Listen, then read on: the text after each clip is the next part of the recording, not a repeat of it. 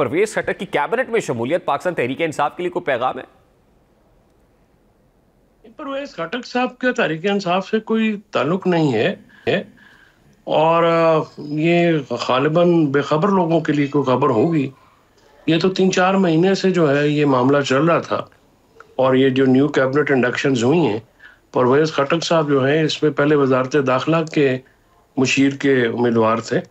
अब उनको कौन सा महकमा मिलता है एक अलग बात है। नून लीग को शायद वो केपी में मैनेज करेंगे और जायद खान भी शामिल हुए हैं। तो ये नई इंडक्शन है। परवेज तो खट्टर तहरीक साहब इंसाफ का का सर, तो क्योंकि परवेज खट्टर आप सही कह रहे हैं, अभी तहरीक इंसाफ से फिलवक्त तो कोई ताल्लुक नहीं, लेकिन अच्छा खासा ताल्लुक रहा है। और जाहिर है कि तहरीक इंसाफ से ताल्लुक का मतलब है कि लोगों के साथ भी अच्छा खासा मेल मिलाप मेल जोल ताल्लुक है। तो तासुर यह है कि केपी में जो पाकिस्तान तहरीक इंसाफ के लोग हैं, पर्टिकुलरली वो जो असम्बली में बैठे हुए हैं, उनकी मनूवरिंग के लिए, मैनिपुलेशन के लिए परवेज खट्टर साहब को कोई इंपॉर्टेंट टास्क दे दिया गया है। तो ये डिस्टर्बिंग हो सकता है आने वाले दिनों में पीटीआई के लिए, केपी के फ्रंट पे। नहीं, परवेज खट्टर साहब उधर केपी में पीटीआई के आप पाकिस्तान में पाकिस्तान तहरीक इंसाफ के लोगों को कुछ नहीं कर सके, तो ये तो हमें एक ढकोसला है। अगर एस्टैब्लिशमेंट पूरा जोर लगा के पीटीआई के लोग नहीं तोड़ सके, परवेज खट्टर क्या करेंगे? कंसर्न क्वार्टर्स, ये भी एक तासुर है कि कंसर्न क्वार्टर्स चाहते हैं कि चीफ मिनिस्टर केपी के अली अमीन गंडापुर साहब रहें, और अगर आने वाले दिनों में अली अमीन गंडापुर साहब को चेंज किया जाता है बानी पीटीआई की तरफ से, तो किसी तरीके से अली अमीन गंडापुर साहब को रिटेन किया जाए। ये कोई दूर की कौड़ी है जिसका कोई हकीकत से वास्ता नहीं है। वो खबर गपशप है, कोई इसमें संजीदगी का आंसर नहीं। अच्छा, क्योंकि अली अमीन गंडापुर को चेंज करने का कोई इरादा है नहीं। ठीक। अच्छा फैसल चौधरी साहब, गुज़श्ता 2 रोज़ एक अच्छी एक्टिविटी रही इस्लामाबाद के अंदर कि कौमी कॉन्फ्रेंस थी, एक नेशनल कॉन्फ्रेंस थी, और उसके अंदर मौलाना फजल रहमान साहब की शमूलियत नहीं थी। बहुत सारे सवालात हुए, और ज़ाहिर है अभी जमीयत उलमा इस्लाम फे की टोकन पार्टिसिपेशन ज़रूर रही। कामरान मुर्जा साहब से हमारी बात हुई, ये कहते हैं कि उनके कुछ कंसर्न्स हैं, 15 दिन पहले उन्होंने कन्वे कर दिए थे, लेकिन अभी तक जवाब कोई नहीं आया आपकी तरफ से। तो अगर जवाब नहीं आएगा तो फिर ये ग्रैंड ऑपोजिशन अलायंस वाला मामला तो महज ख्वाब ही रहेगा सर। इसका जवाब इसलिए नहीं आया ना कि इमरान खान साहब पे पाबंदी लग गई है ना मुलाकातों की, और वो जो उनके तहफ़्फ़ुज़ात हैं या उनकी जो भी मामलात हैं वो इमरान खान साहब से डिस्कस होने हैं। तो ये बात जो है ये तो ऑब्वियस है। इमरान खान पे जो मुलाकातों पे पाबंदी है वो तो इस इत्तेहाद को सैबोटाज करने की कोशिश है। मौलाना फजल रहमान साहब उम्रे पे हैं और उससे पहले कतर गए, और वो उन्होंने एतमाद में लिया था, मुझे खुद बताया था मौलाना साहब ने कि वो मसरूफ रहेंगे और उम्र के बाद जब आएंगे। तो हमने भी इसलिए ईद के बाद की तारीख दी। जो तहफ़्फ़ुज़ात हैं वो इतने कोई गहरे नहीं है जो हल ना हो सके, हल तलब मामलात हैं, हो जाएंगे। ये क्या कंसर्न है सर, डिमांड्स हैं क्या जेयूआई? वो डिमांड्स क्योंकि इंटरनल अभी हैं, अभी उनको मीडिया या पब्लिक करने का फैसला नहीं किया गया। जब होगा तो असद कैसर साहब हमारी कमेटी के हमारी तरफ से रुकन है, तो वो आपके सामने पेश करेंगे। मेरा मैंडेट नहीं है कि मैं उन चीज़ों को मीडिया पे डिस्कस करूं। लेकिन ये जो खबरें इस वक्त पब्लिक डोमेन में हैं कि मौलाना ने ऑपोजिशन इत्तेहाद की सरबराही मांगी है, इन खबरों में किस हद तक सदाकत है सर? देखिए, अगर मौलाना अपोजिशन इत्तेहाद की सरबराही करना चाहेंगे तो जाहिर है बाकी इत्तेहादियों को भी एतमाद में लेके बात की जाएगी, क्योंकि इमरान खान साहब तो जेल के अंदर हैं, तो वो तो एक्टिवली इसके सरबराह हो नहीं सकते। तो लिहाजा अगर मौलाना साहब की ये ख्वाहिश होगी तो ये बाकी जो दोस्त हैं, बाकी अपोजिशन की पार्टियां हैं, सबको ऑन बोर्ड लेके ही फैसला किया जा सकता है। तहरीक इंसाफ और जेयूआई अकेले तो फैसला कर नहीं सकते। नहीं, लेकिन वो ये मांग रहे हैं, ऐसा कह रहे हैं कि हमें सरबराही चाहिए।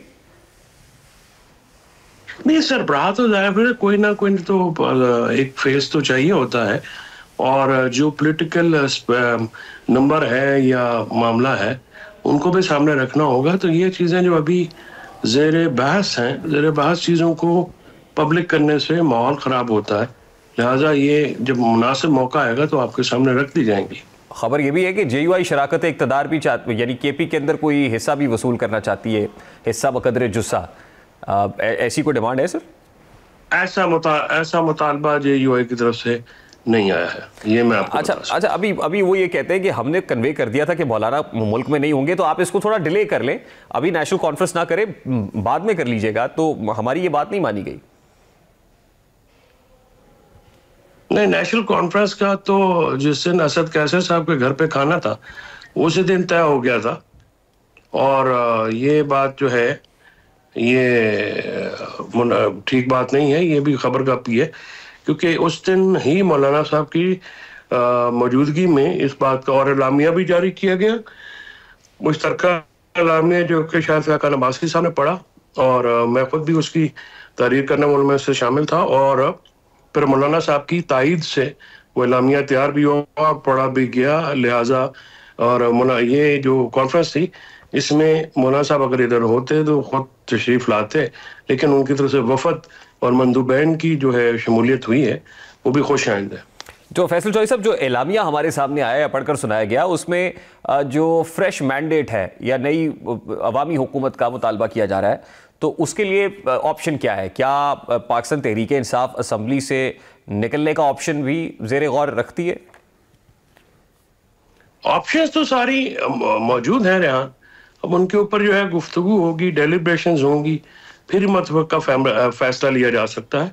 ऑप्शंस जो हैं वो तो सारी टेबल पे मौजूद रखे हैं, और हमेशा जब आप ये ऐसा किस्म के फैसले करते हैं तो हर ऑप्शन को जो है वो ज़ेर गौर तो लाया जाता है। तो ये ऑप्शन भी जो है इस पे गौर तो किया जाएगा। और ज़ाहिर है एक जमहूरी पार्टियां हैं, अक्सरियत की राय के मुताबिक ही चलेंगे। नहीं, लेकिन कंसर्न्स तो छोटी पॉलिटिकल ऑपोजिशन पार्टीज को भी हैं। इवन तहरीक तहफ़्फ़ुज़ आईन पाकिस्तान के सरबरा महमूद खान अचकज़ई साहब ये कहते हैं कि मैं तो नहीं समझता था कि हुकूमत के साथ बैठना भी चाहिए, मुज़ाकरात होने चाहिए, लेकिन इसके बावजूद आप गए। फिर जब चीफ जस्टिस से हाल ही में मुलाकात हुई तो उस वक्त दीगर जो अपोजिशन पार्टीज़ है उनको ऑन बोर्ड नहीं लिया गया। फिर अब ये कह रहे हैं कि ये देखें इललेजिटिमेट गवर्नमेंट है, ये फॉर्म 47 की गवर्नमेंट है, ये असम्बली जाली है, यहाँ बैठने को अचकज़ई साहब कहते हैं मैं हराम समझता हूँ। तो ऐसे में पाकिस्तान तहरीक इंसाफ हुकूमत से इंगेज भी करके आ गई, असम्बली में भी बैठी हुई है, चीफ जस्टिस से अकेली मुलाकात भी कराए। तो ये सब चीज़ें जो फैक्टर्स हैं, क्या अपोजिशन को इकट्ठा होने देंगे? देखिए, अचकज़ई साहब की राय है, इत्तेहाद का फैसला तो नहीं है ना। और अगर आप मार्शल लॉ दौर में लोगों के साथ बैठ के बात करते हैं तो सियासत में तो बातचीत ही एक जरिया होता है, और उसके अलावा कोई सियासी जमातों के पास हथियार होता नहीं है। अचकज़ई साहब की जो इस्तदलाल है वो सर आंखों पे बड़े मोहतरम हैं, लेकिन उसके मुकाबले में अब काउंटर वर्जन जो है वो भी देखना होगा कि क्या जब मार्शल लॉ के दौर में बातचीत की जाती है तो वो तो बिल्कुल ही खैर अभी भी मार्शल लॉ ही है, लेकिन ये है कि बातचीतों के अलावा सियासी जमातों के पास तो कोई ऐसा ऑप्शन होता नहीं है कि आप कुछ और कर सके, तो फिर बातचीत तो जारी रहेगी। जहां तक चीफ जस्टिस से मुलाकात का ताल्लुक है, मैं समझता हूँ कि ये जायज़ बात है। अपोजिशन की से सलाह मशवरा करके लोगों को साथ लेके जाना चाहिए था। पीटीआई के जो वकला या वफद गया है उनको सियासी तौर पे ये बात पे विजिलेंट रहना चाहिए था। और मेरी राय में तो खैर चीफ जस्टिस से मुलाकात की ज़रूरत नहीं थी, क्योंकि चीफ जस्टिस साहब के पास कोई इख्तियार नहीं है, लेकिन अक्सरियत का फैसला था। लेकिन ये बात मैं समझता हूँ कि इसमें एक कोताही जरूर हुई है कि अपोजिशन की दीगर जमातों के जो नुमाइंदगान हैं उनको। Sir lastly and very quickly, जाहिर है ये बड़ी मुनासिब साहिब राय है कि जी सियासत में तो एंगेजमेंट होती, बातचीत होती है और बातचीत से मामला हल होते हैं, लेकिन क्या कीजिए कि पाकिस्तान तहरीक इंसाफ ने जो मुज़ाकरात और बातचीत के तमाम दरवाजे बंद कर दिए, अब तो कोई बातचीत नहीं हो रही।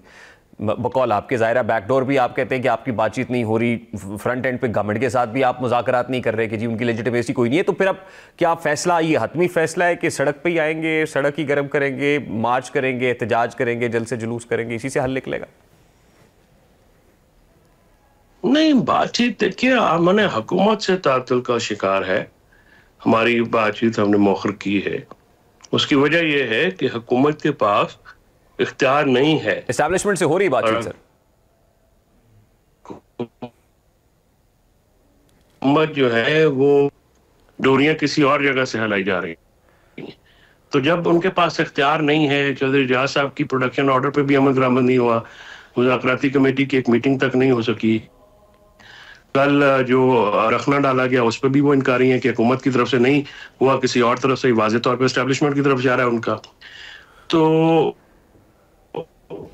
हुकूमत के साथ तो हम मुज़ाकरात बल्कि सियासी अमल में शरीक हैं, तो हमारे मुज़ाकरात तो जारी हैं, हुकूमत के मुज़ाकरात मुअत्तल हैं। वो अपने मुज़ाकरात को अगर स्टार्ट करना चाहते हैं तो ज़ाहिर कोई CBMs करने पड़ेंगे उनको, क्योंकि CBMs की अदम मौजूदगी में फिर गवर्नमेंट से टॉक करने का फ़ायदा नहीं है।